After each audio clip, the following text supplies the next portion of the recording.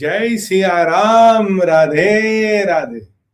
नमस्कार, प्रणाम, साधुवाद। आपका हार्दिक स्वागत और अभिनंदन आज के अपने 10वें शो में। और हमेशा की तरह भगवान श्री गणेश का नाम लेके आज का आपका शुभारंभ करेंगे। जो विषय हमारे पास है वो सबसे फाइनेस्ट विषय और सबसे हैपनिंग विषय अभी है। Modi calls to Trump, speaks to Modi, Modi calls to Trump, calls to Modi, और ट्रंप साहब की बात हुई है। दूसरा है, यूएस ने एक $450 मिलियन का हथौड़ा चलाया है। जी हाँ, ये जो वेनेजुएला के टैंकर का खेल आपने सुना, ये $450 मिलियन का हथौड़ा है। इस पे बात करेंगे। म्यांमार में 34 डेड, 80 इंजर्ड। और रूबियो साहब बात कर रहे यूएफओस की, कुछ एडमिट कर रहे यूएफओस को लेके। तो चलिए शुभारंभ करते हैं। और हमेशा की तरह मेरा आपसे निवेदन होगा कि अभी लाइक का बटन दबाइए, कि वो जरूरी है, और लाइक से ही हमारा वीडियो आगे चलेगा और आगे बढ़ने में उसको मदद मिलेगी। हमारे जितने भी चैनल है, सुमित पीर, भारत विचार पे सुमित पीर, भारत विचार प्लस पे सुमित पीर अनफिल्टर्ड, इसको कृपया सब्सक्राइब करें। और सब्सक्राइब करना जरूरी है, खासकर जो हमारा सुमित पीर अनफिल्टर्ड चैनल है, इसको सब्सक्राइब करिए, बहुत जरूरी है सर, कंटिन्यूटी के लिए। और देश और धर्म का विचार है भारत विचार। आप चाहें तो इसको मजबूत कर सकते हैं। पेटीएम, क्यूआर कोड और पेपाल डिटेल्स, जो भाई बहन विदेशों में रहते हैं उनके लिए सामने। चलिए जी, जो सबसे पहला विषय जिस पे बात करेंगे, there has been a tectonic movement. एक बहुत बड़ा मूवमेंट हुआ, एक बहुत बड़ा आइस ब्रेकिंग हुआ है।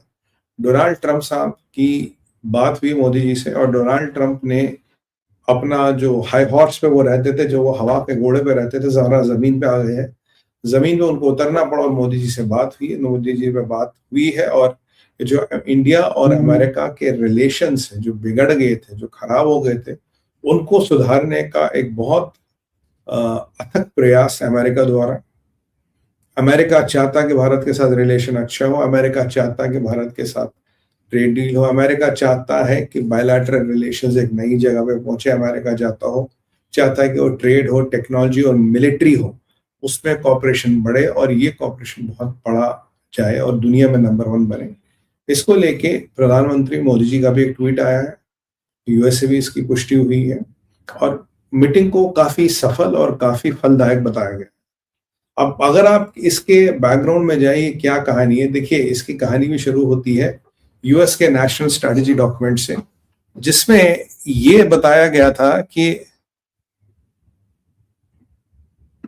जिसमें ये बताया गया था कि जो बेसिकली आपको भारत से है रिलेशंस आपको सुधारने पड़ेंगे। और भारत से आपको रिलेशन सुधारने नहीं पड़ेंगे, आपको ये जितनी भी चीजें हैं, जो भी डोनाल्ड ट्रंप अभी अपनी मन मर्जी चलानी है, वो सब खत्म करना पड़ेगा। You have to really think of improving your. Trump के लिए कंपल्शन ऑप्शन नहीं है। अमेरिकन, रिपब्लिकन, डेमोक्रेट सब इसके पीछे लगे, और he is entering a mid term elections.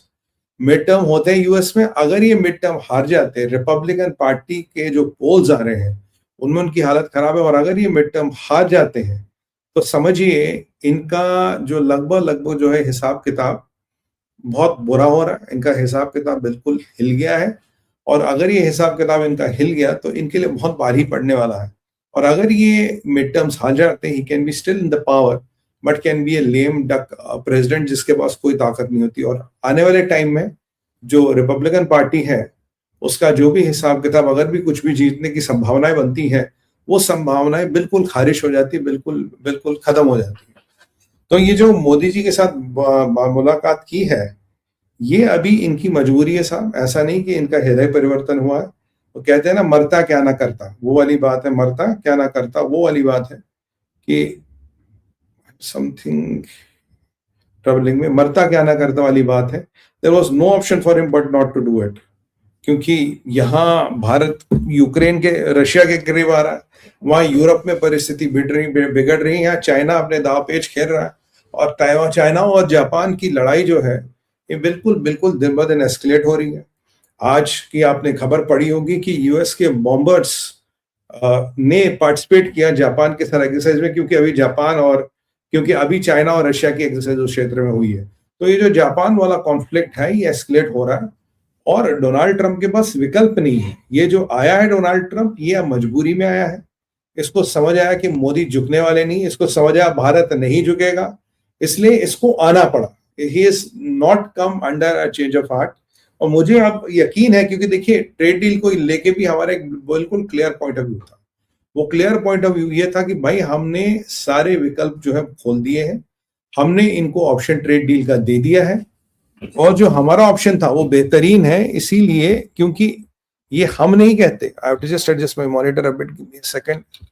और ये हम नहीं कहते, ये यूएस के जो अधिकारी आए थे यहाँ पे, उन्होंने भी कहा कि भाई भारत ने जो हमें ऑप्शन दिया है ये बेस्ट ऑफ बेस्ट ऑप्शन है, ये बेस्ट ऑफ बेस्ट ऑप्शन है, और इससे बेहतरीन हमें ऑप्शन मिल नहीं सकता।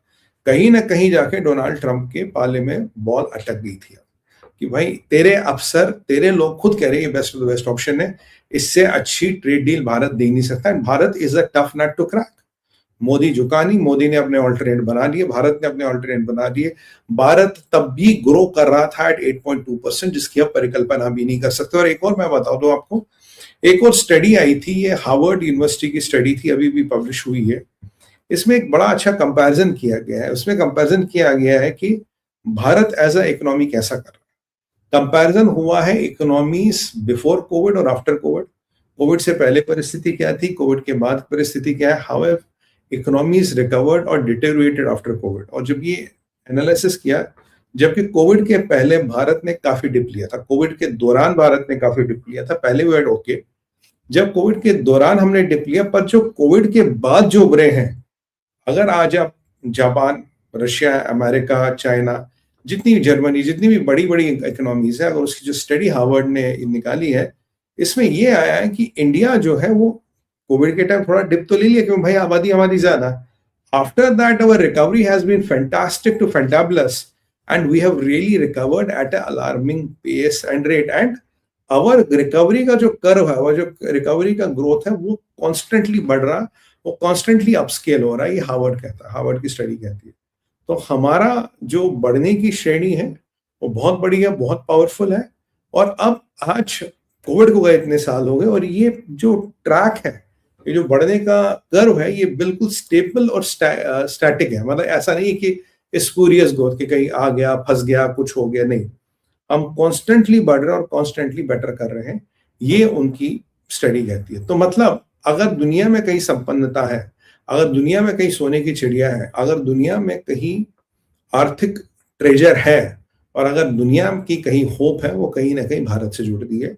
ये उनकी स्टडी बिल्कुल क्लियर कहती है। तो और ये हार्वर्ड अमेरिकन इंस्टीट्यूट है, उनका रिसर्च है, उन्होंने पब्लिश किया। तो यहाँ कहीं ना कहीं पे जो परेशानियां हैं वो बढ़ती जा रही है। डोनाल्ड ट्रंप को चाइना से जान छुटानी है, डोनाल्ड ट्रंप को इंडो पैसिफिक चाहिए। इंडियन ओशन से 55% ट्रेड निकलता है, 15 ट्रिलियन के रिजर्व्स अंदर दबे हुए हैं।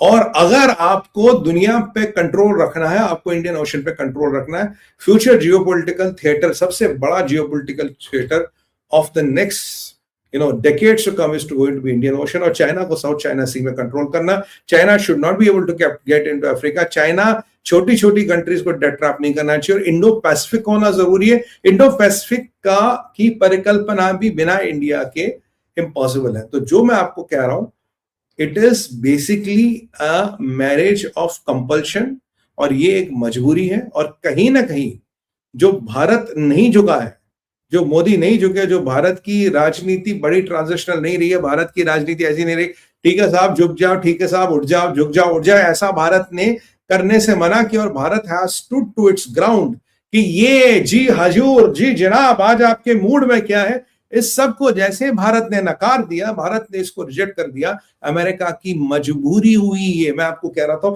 You hold to the ground, you hold, कहते हैं ना सत्यमेव जयते, सत्य की हमेशा जीत होती है। ताकत, मेहनत हमेशा फल देती है, और हिम्मत और मेहनत अगर आपकी साथ हो, इंटेंशन अच्छा हो, तो आपको कोई नहीं रोक सकता। भगवान श्री कृष्ण ने भी गीता में कहा है, the intention of Karma determines the outcome of Karma. वही आपको यहां होता नजर आता है, intention of Karma determines the outcome of Karma, क्योंकि हमारा इंटेंशन किसी को दबाना दिखाना नहीं था। हाँ, एक बात तो जरूर हो गई, डोनाल्ड ट्रंप पर्सनली कुछ भी चाहे, पर्सनली उनकी कुछ भी मंशा हो, पर्सनल उनकी लाइकिंग कुछ भी हो, बट जहां अमेरिका का नेशनल इंटरेस्ट आएगा, वहां ट्रंप को भी झुकना पड़ा। ट्रंप अपने आप को कितना बड़ा आदमी समझता हो, कितना बड़ा शहंशाह समझता हो, फर्क नहीं पड़ता। आज मैंने एक टीवी डिबेट पे कहा था कि American farmer I think he was a deputy secretary of state, वो था डिबेट में। तो मैंने कहा भाई अल्टीमेटली अमेरिका का हित और अमेरिका के लोग का हित, अमेरिका के बच्चों का फ्यूचर डोनाल्ड ट्रंप के हाथ में as a you know as a leader of the America. It is not his personal whims and fancies. It is not his personal likings. The chair is not about his personal likings. और अगर आपको ये करना तो आपको बदलना पड़ेगा। पर अब what is the flip side? Flip side है कि क्या ट्रेड डील होगी? फ्लिप साइड क्या ट्रेड डील होगी? फ्लिप साइड है you have to trade with caution. Trade deal होगी 70% होगी, 30% नहीं होगी। क्या अमेरिका स्टैटिक रहेगा? नहीं रहेगा। और जब ये सब चल रहा था, यहां पाकिस्तान को F-16 का अपग्रेड की बातें भी सुनी होगी आपने। पाकिस्तान के साथ रेयर अर्थ्स की डील हो रही है, ये भी सुना आपने। तो अब आप मुझे बोलोगे ठीक है सुमित भाई, आप भी तो रशिया के साथ डीलें कर रहे हो। भाई रशिया के साथ हम डील कर रहे हैं। रशिया और अमेरिका की दुश्मनी नहीं है। Russia and America are not existential threats. आप चाइना के साथ व्यापार कर रहे हो, भाई अमेरिका भी तो कर रहा है, कोई हम थोड़ी ना कर रहे हैं। बट यहाँ ये पंचर वालों के साथ दोस्ती ट्रंप को जरा भारी पड़ रही है। और ये जो पंचर वालों के खानदान के लोगों के साथ दोस्ती, या इनको ये क्या मुल्ला मुनीर पंचर, इसके साथ ये दोस्ती भारी पड़ रही है। मुझे लगता है ट्रंप को इस सबसे बाज होना चाहिए और ये नहीं चलना चाहिए। मेरा ओपिनियन ये है कि we have to tread with caution. It's optimist. We have to be optimal about things. हमें ऑप्टिमिस्टिक होना चाहिए, but crude optimism is not the way to run the country. Modi ji और भारत की सरकार बड़ा cautiously चल रही है। We have hedged our bets, we have divided our bets, and push comes to shove. हमें पता कि अब हमें सट्टा कहाँ लगाना है, किस पे लगाना है। इस सब की तैयारी और व्यवस्था भारत के पास पूर्ण रूप से है। We are demanding a holistic approach to this problem. We are not demanding a piecemeal approach. और ये वो जो अमेरिकन बैठा था, उसने एक बात अच्छी कही, कह रहा भाई एक चीज की तो मैं सराहना करूंगा, कह रहा भारत झुका नहीं, मोदी झुके नहीं। और भारत ने ये जो ट्रंप की रोज रोज कहते हैं ना soup of the day foreign policy, जिसको रोज का आज ये चाहिए वो चाहिए, भारत झुका नहीं, भारत इस चीज को लेके टूटा नहीं, और भारत showed its resolve। और भारत अब भी कहता है होलिस्टिक पैकेज की बात करो, तुम्हारे जिले सवानी के मूड पे चीजें नहीं चलने वाली है। तो मैं मानता हूं कि भारत की कूटनीति, भारत की राजनीति और मोदी नीति की, और मोदी की डिप्लोमेसी की, भारत की डिप्लोमेसी की, जयशंकर साहब के अथक प्रयास की, और मोदी सरकार की एक बड़ी डिप्लोमेटिक विन है सो फार। क्योंकि हमने पहली बार अमेरिका को घुटनों पे लाया। हाँ, Trump is highly unpredictable, Trump is highly volatile. वो कल क्या करे, कैसे करे, कौन सा वो किस करवट बैठे, हमें नहीं पता। But trading with caution is the optimal thing. But मुझे जो अब तक लग रहा है, मैं आपको बता दूं, वो अपने नेशनल स्ट्रैटेजी डॉक्यूमेंट को लेके कुछ सीरियस हो रहा है, नेशनल सिक्योरिटी डॉक्यूमेंट को लेके कुछ सीरियस हो रहा है, और कुछ उस तरफ आने वाली चीजें हो रही है। जो जियो पॉलिटिक्स में बदलाव आया इस डॉक्यूमेंट के आने के बाद, I think we are trading in the right direction. That is my take on it. बाकी देखते हैं क्या होता है। मोदी सर तो बड़े ऑप्टिमिस्टिक हैं, साहब ने बोला कि भाई we are very optimistic, we look forward to it. और थैंकफुली अब की बार ये ट्रंप ने नहीं बोला जी सीज फायर करवा दिया जी, आओ करा दिया, चलो at least that it was not there. और हाँ, अब की बार मोदी जी से बात हुई है, कल को ट्रंप बोले कि अब मैंने सीज फायर बोल दिया, मैंने रशियन ऑयल बोल दिया, ये सब बकवासबाजी नहीं होगी। भारत ने भी कहीं से बोल दिया देखो भाई साहब ये सब चीजें होंगी नहीं, ये सब चीजें मत करो, इस सब से बात नहीं बनने वाली है। This is what and this is where the things are right now, जहां मैं आपको बता दूं। बट हमारे यहाँ we are optimistic but we are very cautious. That is where we are right now. ये एक समरी है। बाकी जो भी इंपॉर्टेंट डेवलपमेंट्स होगी, अब तो रात के 11 बजे, आप जानते हैं रात को करीब ये 8 साढ़े 8 बजे तक खबर आई थी, तो उसके बाद अब कल इसकी प्रतिक्रिया हो रहा है कि कल इस पे चीजों का और विवेचना होगी और आपसे मिलेंगे। अगर कुछ इंपॉर्टेंट हुआ तो छोटा शॉर्ट लाइव में, अन्यथा जो अपना रात का 11 और साढ़े 12 बजे के बाद डिकोड आता है, मेगा डिकोड, उसमें हम बात करेंगे। तो ये था हमारा पहला विषय। दूसरा है यूएस का $450 मिलियन वेनेजुएला टैंकर गेम। ये क्या है मालिक? आपने सुबह सुबह देखा कि यूएस में डोनाल्ड ट्रंप ने कहा कि भाई हमने एक वेनेजुएला का टैंकर दबोच लिया और टैंकर में क्रूड था, हमने कब्जे में ले लिया। तो जो इनकी प्रमिला बॉन्डे हैं वो कह रही कि जी उसमें कुछ सर्च और कुछ वारंट था हमारा, उन्होंने कंप्लेन नहीं किया, हमने अपनी फौज भेजी, उसने टैंकर को ही सीज कर लिया। तो ट्रंप से पूछा, बोला भाई ये टैंकर का क्या मसला है? उसे बोला हाँ हमने टैंकर ले लिया, अब तक का सबसे बड़ा टैंकर हमने सीज किया है, और सुपर टैंकर जिसे कहते हैं। ये सुपर टैंकर, और बोला आप इसका करोगे क्या? कहता we are going to keep it, we are going to keep it, मतलब हम टैंकर अब हमारा है। अब हुआ क्या देखिए, सुर्खियां ये हैं कि वेनेजुएला के किनारे एक टैंकर था जिसमें तेल था, वेनेजुएलन टैंकर था उसमें तेल था। अमेरिकन गए कुछ सर्च रेस्क्यू के बहाने, कुछ कुछ उन्होंने किया, अमेरिका के मरीन्स उतरे जहाज पे, टैंकर पे कब्जा कर लिया और टैंकर अमेरिका का हो गया। ये क्या है ये कहानी? क्या ये इतनी स्ट्रेट फॉरवर्ड है? क्या ये इतना सरल है कि आप गए टैंकर पे कब्जा कर लिया? क्या मतलब दर्शाता? देखिए, कहानियों के पीछे कहानी होती है, परतों के पीछे परत होती है, और यहाँ वाकई अगर वर्ड मैंने गेम यूज किया, यहाँ वाकई एक गेम है। पहला गेम है कि निकोलस मोंडरो से इसकी बात हो रही है पर कुछ बात बन रही थी। मैं आपको शुरू से कह रहा था वेनेजुएला का सारा खेल जो है तेल है, it is not drugs, it is nothing, ये सारा तेल का खेल है। बताइए मैंने आपको कहा था या नहीं कहा था? Didn't I tell you was the first person to talk on YouTube and TV? It is all about तेल। ये तेल का खेल है, ये और कुछ नहीं है। बताइए मैंने कहा था नहीं कहा था कि ये सारा तेल का खेल है? बताइए, can we have a few comments please? Didn't I tell you it's all about तेल? It has nothing to do with drugs। वो जो ड्रग बोट्स थे वो तो बस ऐसे वो डुबा रहे, थोड़ा बहुत उनको तंग वंग कर रहे हैं। हाँ, एक रोटेटिंग पॉइंट है ये, but it is not the epicentre of drugs. Epicentre of drugs Uruguay, Paraguay, Colombia, और अगर अमेरिका में कहीं से ड्रग्स आती है तो मैक्सिकन बॉर्डर से आती है। It is not about this. Venezuela की कहानी है साहब, मैं आपको बताता हूँ। वेनेजुएला की कहानी है 3.3 billion dollars, 3.3 million barrels of oil Venezuela में है। ये बिल्कुल क्लियर हो चुका है। 3.3 बिलियन बैरल्स ऑफ ऑयल, जो दुनिया में सबसे बड़ा डिक्लेयर्ड ऑयल रिजर्व है। इसके अलावा वेनेजुएला में और ऑयल भी है जो खोदा जा रहा है।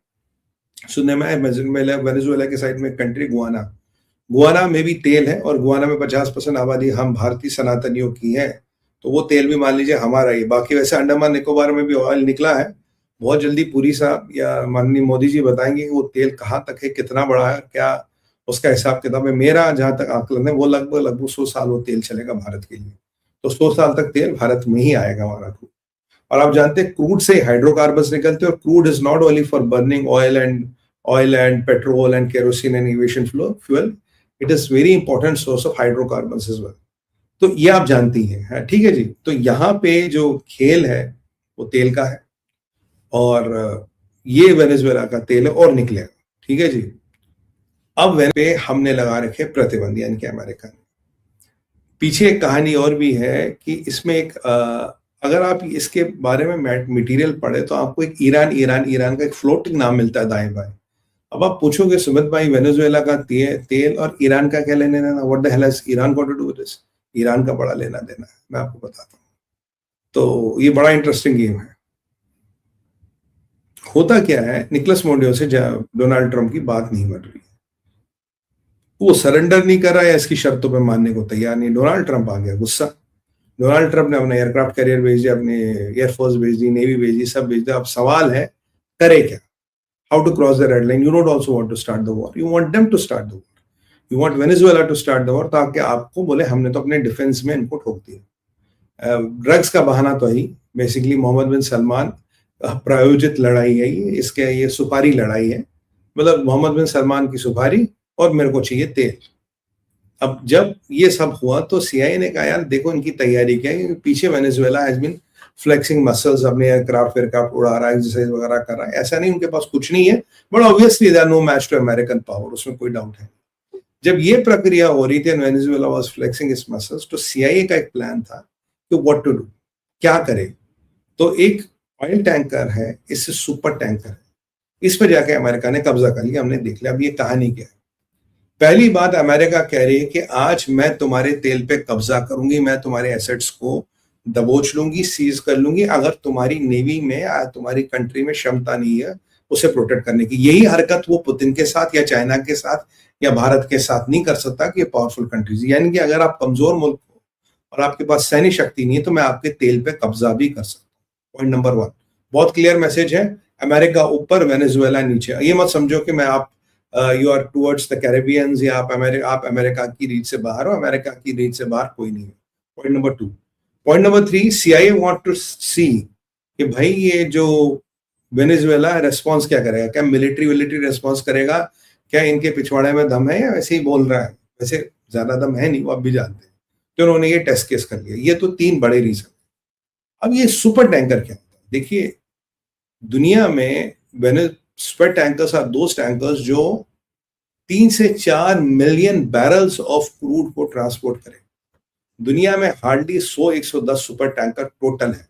सुपर टैंकर में जो बनावट होती है, जो इंजीनियरिंग डिजाइन होता है, वो अलग होता है। इसका सारा हिसाब किताब होता है। ये इतना बड़ा होता है, जैसे आपको एग्जांपल दूं, 3 फुटबॉल फील्ड जितना होता है सुपर टैंकर। अब ये जो टैंकर है, वेनेजुएला के पास 15 से 20 टैंकर है अपने। पर आपको मेरे को ये बताते हुए हैरानी नहीं हो रही कि वेनेजुएला के पास एक भी सुपर टैंकर नहीं है। Venezuela doesn't even own one super tanker. Venezuela भी एक शैडो फ्लीट यूज करता। पुतिन की शैडो फ्लीट में 1100 टैंकर्स है। वेनेजुएला की शैडो फ्लीट में 100-110 टैंकर माने जाते हैं, जो जुगाड़ तुगाड़ इधर उधर से लाके लाता है। और अभी ईरान और वेनेजुएला का कनेक्शन क्या है? ईरान और वेनेजुएला का व्यापार पिछले 3 सालों में 300% बढ़ा है, क्योंकि बेसिकली ईरान की मनी लॉन्ड्रिंग जो होती है वो वेनेजुएला के थ्रू होती है। और ईरान 2 नंबर में अपना तेल ईरान के थ्रू ना बल्कि वेनेजुएला के थ्रू 2 नंबर में बेचता है। इनकी एक अंडरस्टैंडिंग, एक सेटिंग है।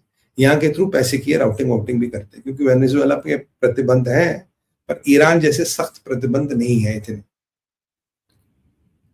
तो अब मोटा मोटा जिस टैंकर पे कैप्चर किया गया, इस टैंकर में तेल था। आपको याद होगा ब्लैक सी में जब रशियन टैंकर्स पे हमला किया था, किरियोस और विराट पे, उनमें तेल नहीं था। जब सी बेबी ड्रोन, यूक्रेन के सी बेबी ड्रोन से अटैक किया था, उनमें तेल नहीं था, इनमें तेल था। तब मैंने आपको कहा था कि इनको पता था इन टैंकरों में तेल नहीं है, तेल भरने जा रहे हैं, इसलिए उन्होंने अटैक किया। चाहते तो जब टैंकर आते तब अटैक करते, तो टैंकर 100% नीचे जाता अगर तेल भरा हो। तो ये टैंकर में तेल भरा था, और इन्होंने जब ये टैंकर वेनेजुएला के कोस्ट से चलने लगा, जहां भी इसका डेस्टिनेशन था, इन्होंने इस पे कब्जा कर लिया। अब टैंकर में अगर 3 से 4 मिलियन बैरल तेल है, ये सुपर टैंकर है, क्योंकि इसकी जो डायमेंशन है वो सुपर टैंकर के, यानी कि इसमें करीब करीब $300 मिलियन का तो इसमें तेल हो गया। $300 मिलियन का इसमें तेल हो गया। और जो टैंकर की कीमत है ऐसे super tanker, how much it cost, करीब करीब $150 मिलियन। तो 300 150 को जोड़िए, इनके $450 मिलियन का खपत। अगर मैं भारत के हिसाब से जोड़ूं, 90 रुपए का डॉलर है, तो 4000 करोड़ की लूट, 4000 करोड़ का मनी हाइस्ट आप कह सकते हैं। वो एक बात में अमेरिका ने दबोच लिया, एक बार में अमेरिका ने लपक लिया। जी हाँ, मानेंगे ना, खिलाड़ी है ना। तो 4000 करोड़ का एक नंबर में खटाखट। और वेनेजुएला का जो एक्सेस है हार्डली 8-10 सुपर टैंकरों से ज्यादा नहीं होगा। तो यानी कि उसके पीठ में भी एक बड़ा इम्पैक्ट है। और $400 मिलियन या $450 मिलियन बहुत बड़ा अमाउंट होता for a country like Venezuela. अब सवाल ये है कि वेनेजुएला के पास तो भाई टैंकर है ही नहीं, टैंकर किसका है? जो मेरा असेसमेंट है, जो मैंने रिसर्च की है और जो मैंने पता लगाने की कोशिश की है, 90% चांस है ये टैंकर ईरान का है, ये सुपर टैंकर ईरान का है। तो जब आप देखिए यहाँ एक पंथ दो काज, एक तीर से दो निशाने। तो ईरान का टैंकर था सुपर टैंकर, वेनेजुएला का तेल ले रहा था। जब दोनों पे कब्जा कर लिया तो ईरान का टैंकर निकाल लिया, सुपर टैंकर, और इसमें तेल वाला निकाल लिया।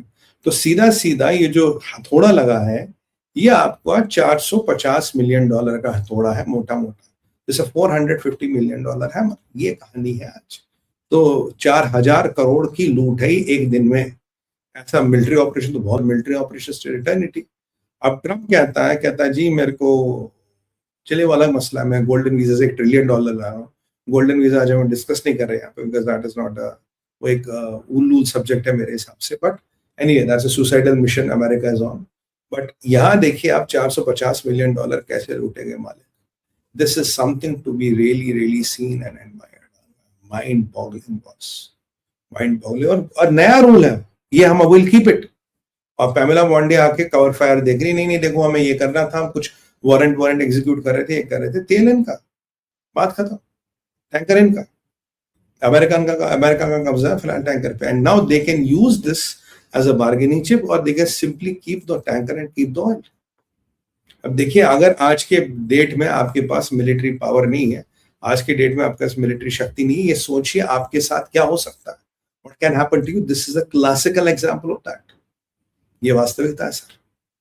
तो ये हमारा दूसरा विषय था। म्यांमार में 34 डेड। म्यांमार में अभी भी बहुत अनफॉर्चुनेट न्यूज आई है।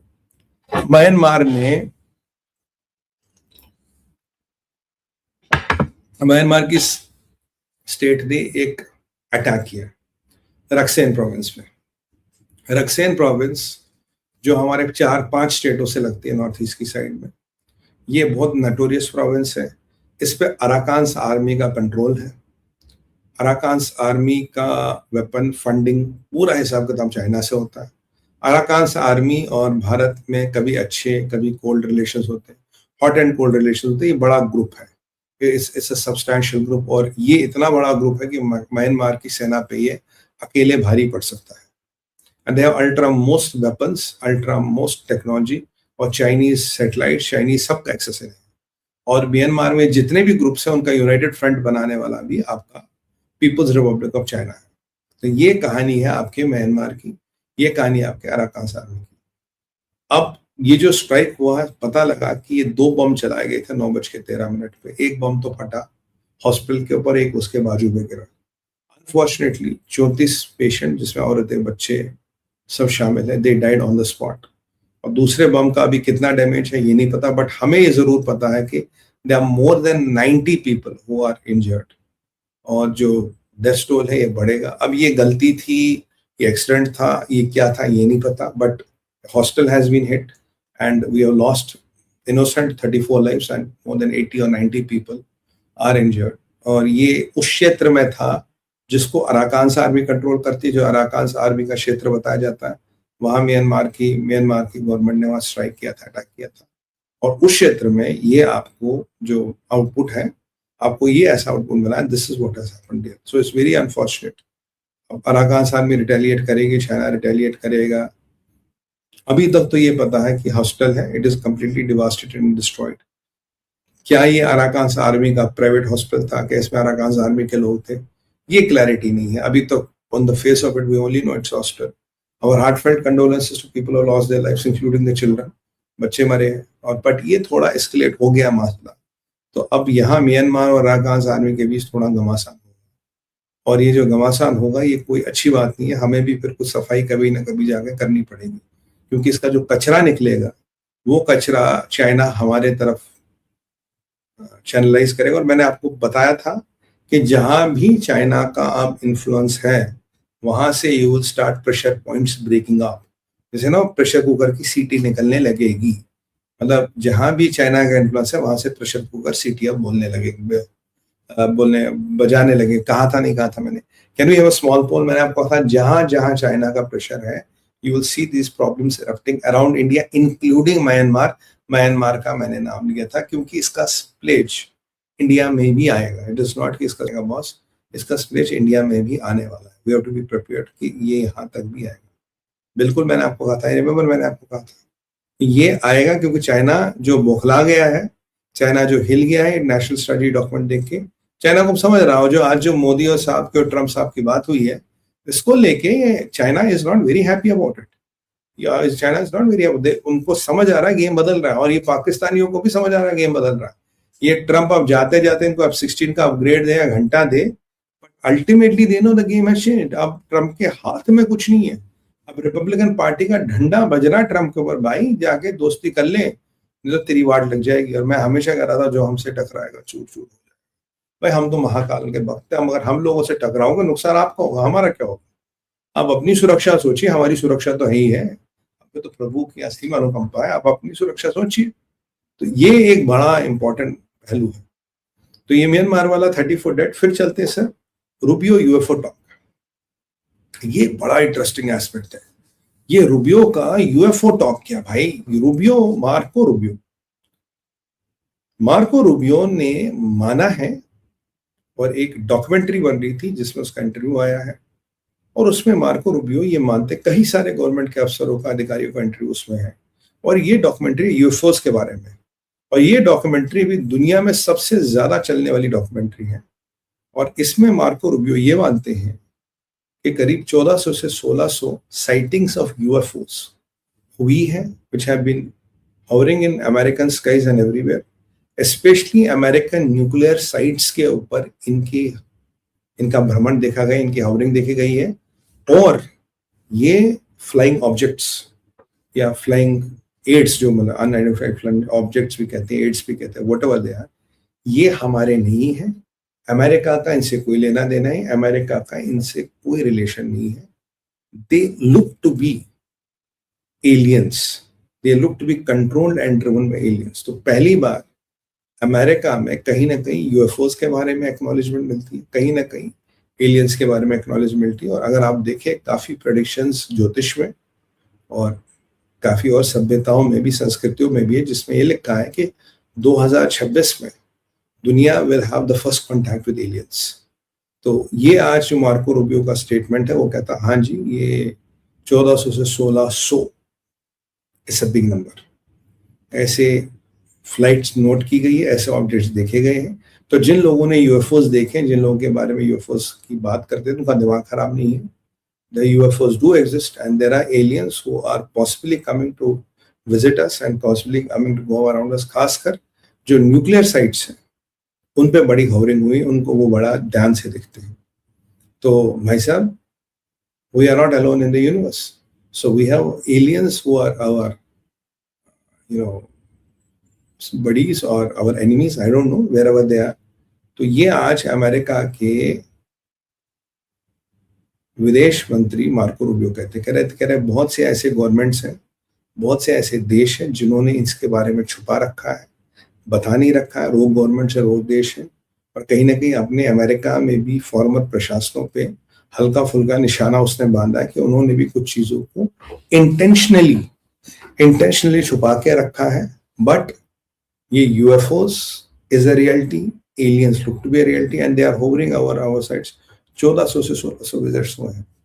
तो अब द लिड इज ऑफ। मुझे लगता है आज डे का सबसे बड़ा रेवलेशन है, द लिड इज ऑफ कि do UFOs are real, do aliens exist. क्या वो धरती पे आते हैं, क्या वो नहीं आते? नहीं साहब, सब आते हैं, बिल्कुल आते हैं, मार्को रूबियो कह रहे हैं। और ये मार्को रूबियो की टेस्टिमनी नहीं, ऐसे करीब 40 या 60 लोगों की टेस्टिमनी और भी है, वो पर्सनली हैंडल, जिन्होंने जिसका पर्सनली इनसे लेना देना, इनसे मतलब इनसे इनका कहते काम पड़ा है। तो जो 2026 की प्रोडक्शन और भी बहुत कुछ डरावनी है भाई। 2026 में ये भी बता रहे कि यूरोप की ऐसी तैसी होने वाली है, कल हमने डिस्कस किया। 2026 की ये भी प्रोडक्शन है कि दिल्ली में एक बड़ा वाला बम फूट सकता है। जी हाँ, दिल्ली में एक बड़ा वाला बम फूट सकता है। 2026 की ये भी प्रोडक्शन है कि formally will be kind of having contact with aliens. और अब 2025 जा रहा है, कुछ दिन है अभी दिसंबर में, वैसे तो काफी दिन है। और मार्को रूबियो ने बम फोड़ दिया, हाँ जी एलियंस हैं, विजिट होते हैं, हमें छुपाया, कई लोगों ने छुपाने की कोशिश की है। और अब सवाल ये है कि जो बातें होती थी एलियन लैंडिंग्स की, जो बातें होती थी एलियंस ने किडनैप कर लिया लोगों को, जो बातें होती कि लोगों ने एलियंस को देखा है, जो बात क्रैश हुए थे अमेरिका में, जो अमेरिका ने रखे हैं, नेशनल सीक्रेट है अमेरिका। और ये भी बातें होती है कि कुछ एलियंस की बॉडीज हैं जिनको जो रिकवर हुई थी और जिनको कहीं ना कहीं प्रिजर्व कर दिया गया है अमेरिका के अंदर, बड़े स्टेट सीक्रेट्स हैं। हमने कई पिक्चरें भी देखी इसको लेके, क्या ये सच है, क्या ये कहानियां हैं? बट आज एक चीज जरूर है कि it is no longer a figment of imagination. ये हॉलीवुड के मूवी का प्लॉट नहीं, उससे कहीं आगे की बात चल चुकी है मार्को रूबियो के स्टेटमेंट के बाद। तो क्या अब हम 2026 में एलियंस के साथ क्रिकेट मैच खेलेंगे या कोई बहुत बड़ा मैच खेलने वाले हैं? क्योंकि कुछ प्रेडिक्शंस ये भी है भाई, मैं आपको बता दूं कि हमारा कभी ना कभी एलियंस के साथ एक युद्ध भी होने वाला है। और ये युद्ध बहुत घातक होगा। और कहीं ना कहीं ये भी प्रेडिक्शंस है कि दुनिया में एक जो तीसरा विश्व युद्ध होगा, ये एलियंस द्वारा शुरू कराया गया। कैसे? ये जाके कहीं कोई बहुत बड़ा सबोटॉज कर देंगे और बोल देंगे कि भाई इसने किया। Let's say there is a clash point between America and China, America and Russia की काम कांड एलियंस कर लेंगे और बोल देंगे भाई ये काम जाके अमेरिका को लगेगा रशिया ने किया, रशिया को लगेगा अमेरिका ने किया, चाइना अमेरिका विच वो भी। तो फिर जाके एक बहुत बड़ा युद्ध या विश्व युद्ध शुरू होगा। And it is believe that they are kind of really gunning for that. तो ये एक अथक सत्य है मुझे लगता है कि we have to be now more careful, we need to be now very watchful. और ये जो अब again aliens can be friendly, aliens can may not be so friendly, they might be technologically inferior, they might be technologically so superior, but अगर यहाँ तक आके UFOs में घूमते हैं तो समझ लिए technologically they are very superior. And what is their intention to earth, what do they think as the earth, what do they think for the earth becomes highly highly debatable. और मुझे वो picture matrix याद आती है। Matrix का जो logic था, every human being produces N x amount of energy, जो बाहर के सिस्टम्स ट्रैप करते हो तो इस एनर्जी से वो अपने सिस्टम्स को चलाते हो, काम वाम नहीं करते। They use this trapped energy from earth to run their systems. ये मैट्रिक्स का कॉन्सेप्ट था। मतलब ऐसे कई सारे कॉन्सेप्ट्स आए हैं। आज पहली बार जियोपॉलिटिकल डिस्कशन में मुझे हॉलीवुड की याद आ रही है, क्योंकि बात ही कुछ ऐसी है।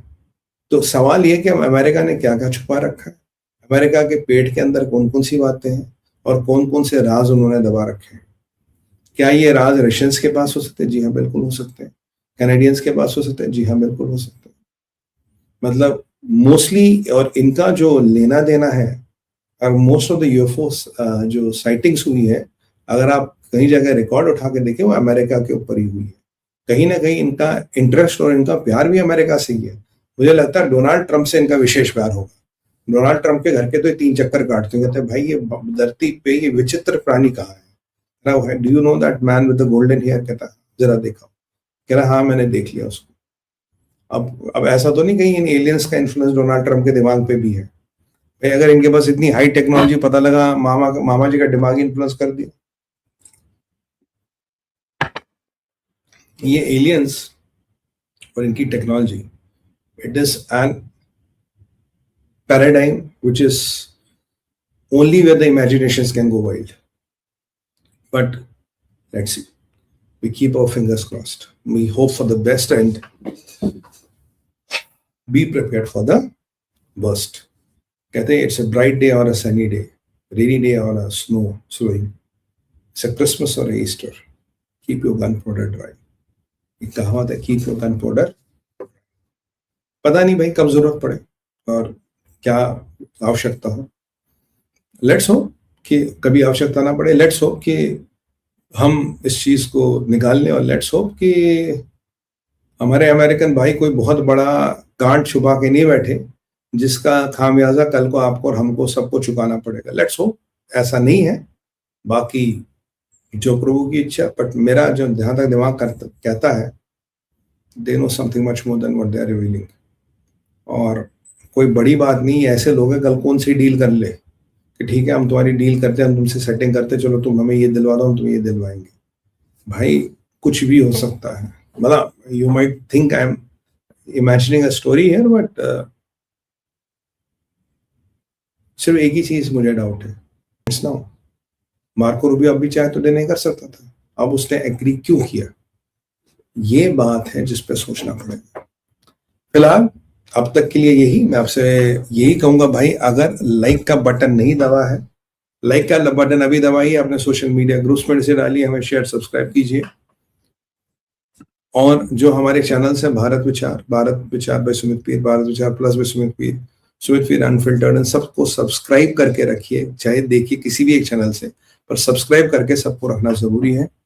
और भारत देश और धर्म का विचार है भारत विचार, इसको हर घर, हर दिल, हर सनातनी तक पहुंचाना। और आपके कंट्रीब्यूशंस का बड़ा इंपॉर्टेंट रोल है। आप चाहे तो कंट्रीब्यूट कर सकते हैं, QR कोड, पेटीएम और पेपाल के डिटेल्स आपको सब मिल जाएंगे। फिलहाल अभी मैं आपसे निवेदन करूंगा, आप चाहे तो मेंबरशिप्स ले, जिससे आपके क्वेश्चंस को प्रायोरिटी मिलेगी। फिलहाल आपको मैं 2 वीडियोस दिखाने वाला हूँ, सुमित पीर कलेक्शन, सुमित पीर एडवाइजरी, और उसके बाद सीधा चलेंगे आपके क्वेश्चंस की ओर। Team, can you start with the videos please?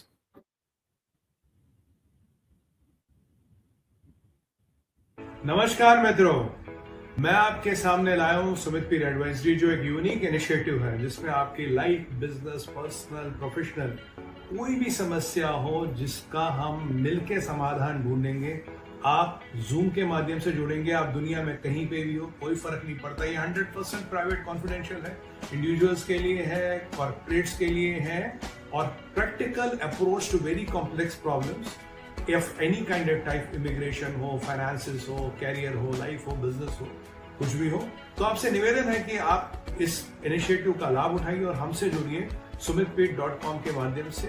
Email ID है sumitpirofficial@gmail.com और sumitpir.com पे जाएंगे तो आपको ईमेल आईडी, आपको व्हाट्सएप नंबर सब मिलेगा। आप हमसे जुड़िए और मेरी टीम आपसे संपर्क में रहेगी और इसको हमारा पूरा प्रयास रहेगा कि इसको हम एक सार्थक और एक बहुत की तरफ बहुत जल्दी ले जाए।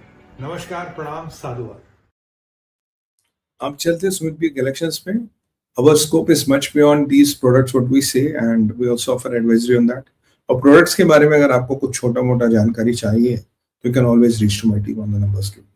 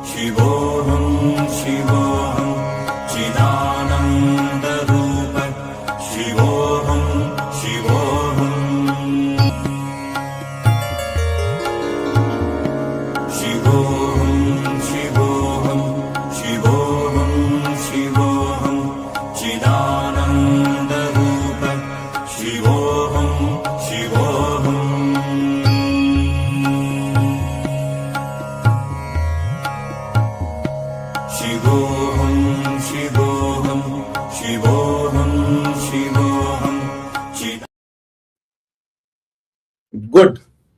अच्छा, एक और आपसे विषय डिस्कस करना था कि ये अभी अमेरिका ने सारे H1Bs की जो इंटरव्यूज और स्क्रीनिंग थी रोक दी है। कुछ फैमिली मेंबर्स यहाँ, कुछ वहाँ अटके पड़े, कहते जी हमें सोशल मीडिया वेटिंग करनी है, उसके बाद हम आपको बताएंगे क्या करना है। तो it's a big fiasco which is kind of unveiling itself, but आप टेंशन न लें, थिंग्स शुड सेटल सून। ये एक नया पैंतरा है but we have to live with it. मैं छोटा सा अपडेट था बता दूं। तो आप क्वेश्चंस पे चले। I'll try the full screen mode if it works or good, otherwise we'll come back to the up screen. Today is working. जय मां भारती, जय मां भवानी। थैंक यू आर के सिंह जी, बहुत बहुत आभार आपका। मां भवानी का आशीर्वाद आप हम सब पे बना रहे, बहुत जरूरी है sir. Next.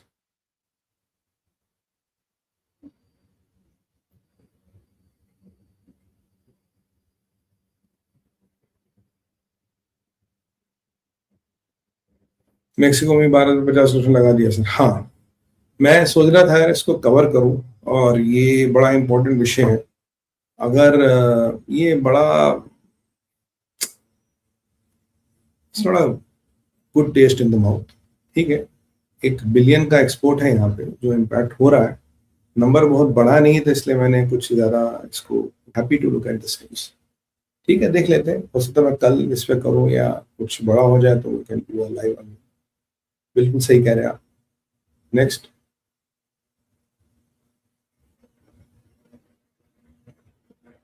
Love you and your knowledge great, we need yours अनंकित जुगलबंदी टॉक। थैंक यू गांधी साहब, जरूर कभी प्रभु ने चाहा तो हो जाएगी। धन्यवाद।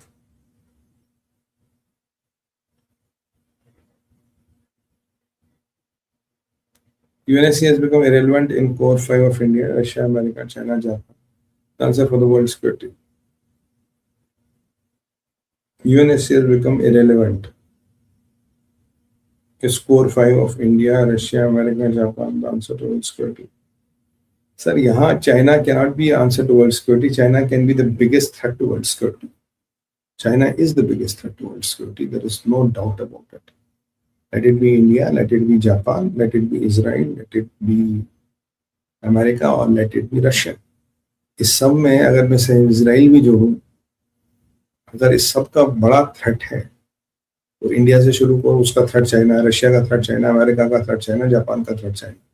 So China is the odd man out. या next.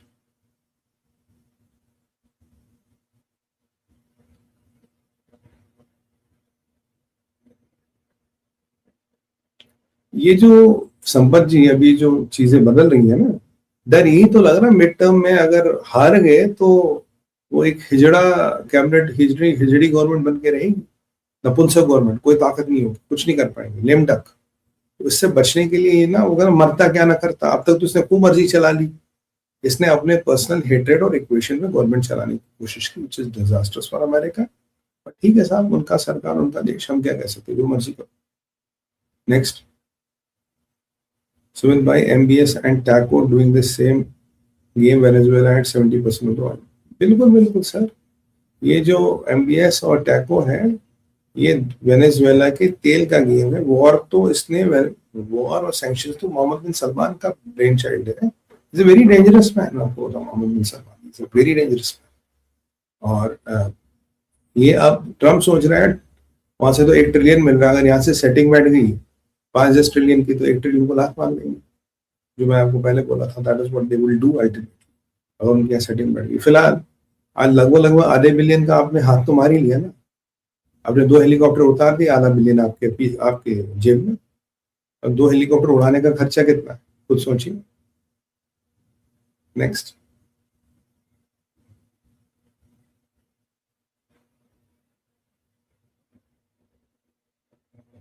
America Dimpy wants to talk India of Putin Russia influence.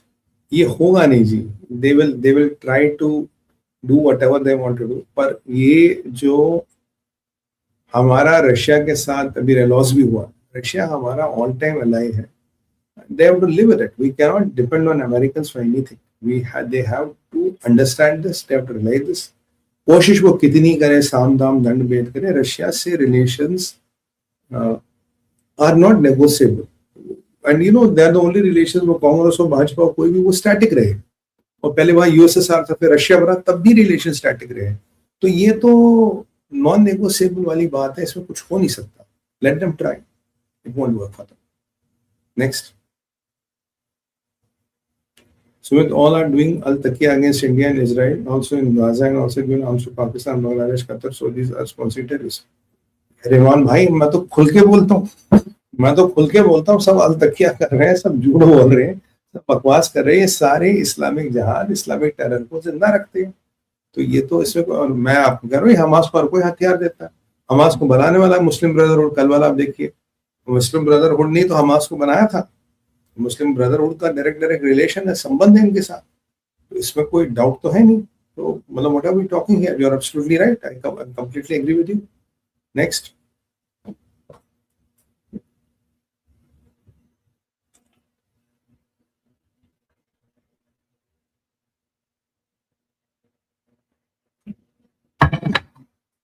देखिए,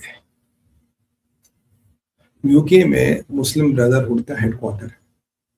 कल ट्रंप ने जब बोला ये यूरोप के नेता, they are trying to be politically correct, they are naive, Europe is weak, it is decaying. I don't want to use a strong word like decaying, but Europe में दार नहीं रही साहब, वो खानदानी नवाब हैं। और एक जमाने में हमारे अब्बू नवाब हुआ करते थे वाली बात है। ये शतरंज के खिलाड़ी के नवाब, वो तो शतरंज के खिलाड़ी, आप देखिए पिक्चर बड़ी अच्छी थी, उसमें वो 2 नवाब थे जो अंग्रेजों से डर के चेस खेलते रहते थे। तो ये कहीं ना कहीं यूरोप वो बन गया है।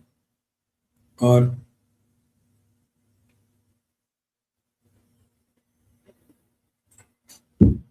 इनकी हालत ये है, अगर इन पे किसी बहुत बड़ी शक्ति का हाथ ना हो, ये चलेंगे नहीं। और सादिक खान को लेके जो भी ट्रंप ने कहा, बिल्कुल सही कहा, एक नंबर का वो गंदी नाली का कीड़ा है। Yes, Soji, I was in Vietnam. They showed world atrocities committed by US. I wonder why we fail to tell the stories of British brutal raj in India. We fail to tell our story. Vietnam में जब पहली बार गया था, तो मैंने किसी से पूछा था, I think it was in Hungary और हो ची मिन, I can't remember, I think it was हो ची मिन। तो मैंने पहली बार उससे पूछा, मैंने कहा यार देखने को क्या, हो ची मिन, यस। उसने कहा वॉर म्यूजियम, और उस वॉर म्यूजियम में क्या था, कह रहा सिल्क मार्केट और war museum, still remember. So I went to silk market. I got a hat for my wife. I got a scarf for her. और मैंने वॉर म्यूजियम देखा। वॉर म्यूजियम में क्या था, जो अमेरिका के छोड़े हुए टैंक्स थे, अमेरिका जो भाग रहा था, उनके जो चीजें थे वो थे, और उन्होंने जो एट्रोसिटीज की वो दिखाई। तो this is the top of the list tourist destination they will advise you to go. क्यों? It's a sense of pride and it's also sense of sad and unfortunate past. हमने तो हिंदुओं का नरसंहार छिपाया भाई। There are estimates and there are historians in the world, आपको भी गूगल करके देखना, जो ये भी कहते हैं अब तक 8 से 10 या 8 से 12 करोड़ हिंदू मारा गया है in various invasions of India. They are the highest hunted and persecuted community on planet earth. जी हाँ, इतिहास उठा के देखिए, आप भी गूगल कीजिए, आपको भी नंबर मिल जाए। तो क्या हमने वो बताया? आज यहाँ इन्वेडर्स के नाम पे सड़कें खोल दी हम। यहाँ तो औरंगजेब रोड भी थी भाई, यहाँ विडम्बना ही है, औरंगजेब रोड भी है और हमारा गुरुद्वारा शीशगंज भी है। गुरु जी ने, गुरु गोविंद सिंह जी ने और गुरु तेग बहादुर जी ने क्या क्या कुर्बानियां दी, खासकर गुरु तेग बहादुर जी ने, जिन्हें चादर हिंद कहा। क्या वो स्टोरी कितनों को पता? शीशगंज गुरुद्वारे का की महत्वता क्या है, किसको पता?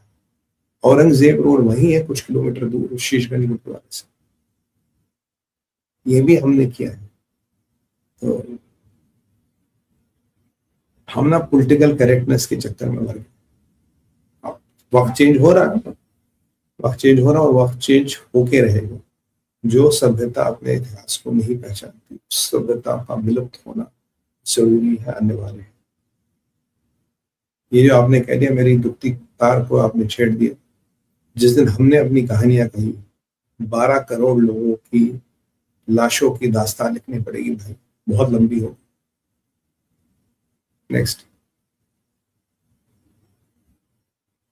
Arjumara, you are a god of geopolitics, makes a Kashmiri Pandit like me proud. Thank you, Jalali Saab. Thank you very much, Ayush ji.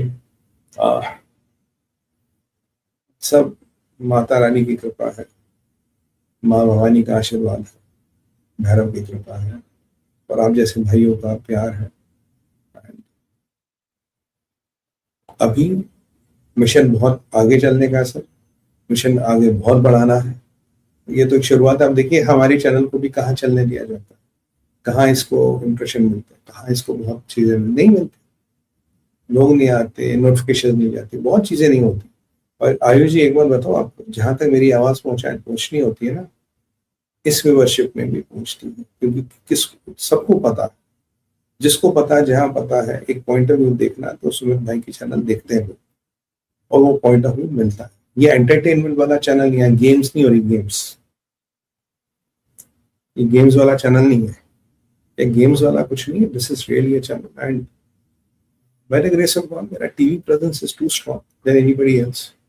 तो बात पहुंच जाती है। And thanks for your words Ayush ji, बहुत बहुत धन्यवाद। नेक्स्ट। एरियन को बुलाओ और डोनाल्ड ट्रंप और मुन्नी पीस कम्युनिटी के साथ आउटर स्पेस में बहुत दूर ले जाने को भेज दो permanently, so that everyone not going to peaceful.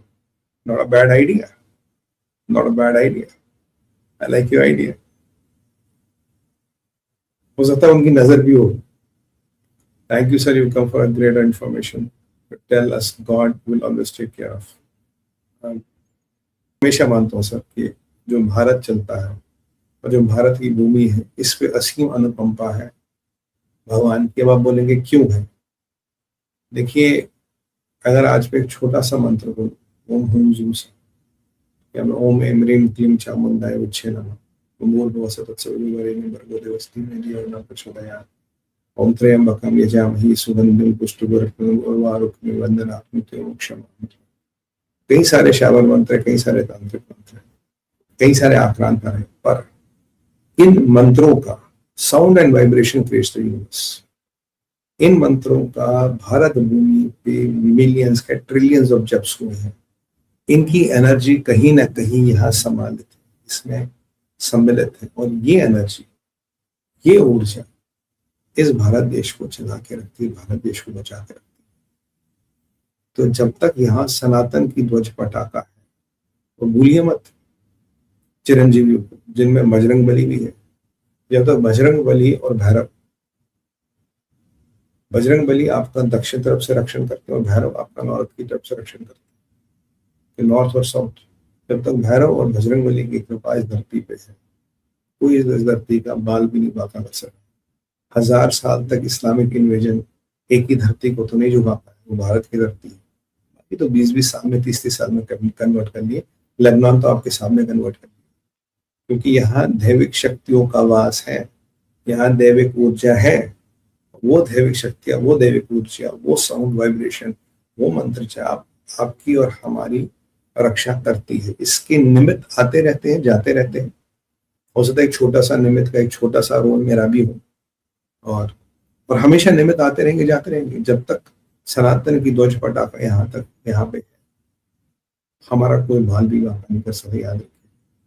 और कभी कभी कहते थे कि ये देश राम भरोसे चलता है, राम के भरोसे से ही ये देश चलता है, राम की आस्था में ही ये देश चलता है। नेक्स्ट,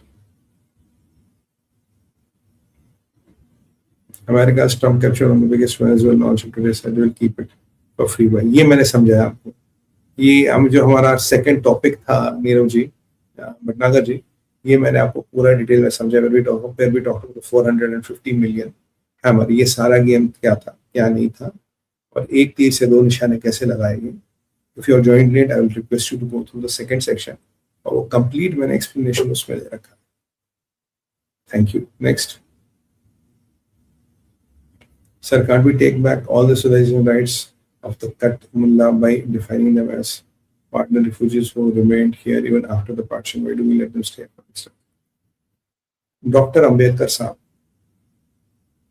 बहुत सम्मानित व्यक्ति और भारत के एक बहुत प्रभावशाली व्यक्ति, one of the great sons of India.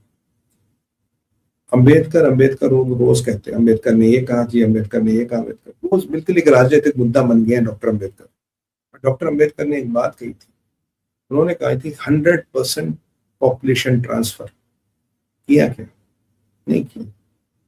अगर इतनी ज्यादा, पहले तो आपने जिस आबादी के हिसाब से ज्यादा जमीन दे दी, उसमें से भी 70% आबादी यही रही, 30% ही गई। जब वोटिंग हुई 95% मुसलमान ने कहा पाकिस्तान चाहिए। जब जाने की बारी गई 30% मुसलमान, और अगर 30% मुसलमान गए तो जगह वापस ले लेते, पैसे भी दिए, जगह भी दी और यहाँ भी रखा। जो अंबेडकर साहब ने कहा था कि 100% पॉपुलेशन ट्रांसफर करो, नहीं तो भारत सेफ नहीं रहेगा, नहीं तो यहाँ सिस्टम चलेगा नहीं। क्या हमने किया? डॉक्टर अंबेडकर साहब का नाम तो रोज राजनीति में उछाला जाता, मैं रोज टीवी डिबेट्स पे होता, पर क्या उनकी इस बात को लेके कोई बात करता? नहीं करता। क्योंकि कहीं ना कहीं मैं आपको शुरू से कह रहा हूँ, सब देश की सबसे बड़ी वीकनेस जो रही है वो रही है being politically correct. Politically correct होना बहुत भारी पड़ता है मेरे भाई, बहुत भारी पड़ता। Next, thanks for making this videos very informative. Thank you brother, my pleasure. I do my राष्ट्रभक्ति में, मेरा राष्ट्रीय दायित्व मैं करता रहता हूँ। आप लोगों से सराहना मिलती है, बहुत अच्छा लगता है। नेक्स्ट, राधे राधे मोहंती जी, कैसे हैं आप? राधे राधे जी, आप कैसे हैं?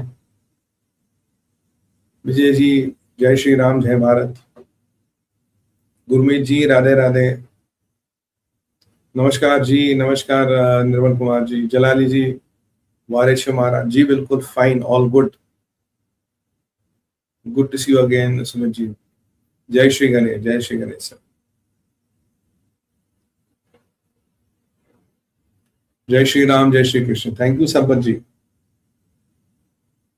इसी के साथ हमारा आज का साई कल्याण अधिवेशन समाप्ति की ओर जा रहा है। मैं तो यही बोलूंगा, अगर आपने अब तक लाइक का बटन नहीं दबाया, लाइक कीजिए, शेयर कीजिए, सब्सक्राइब कीजिए।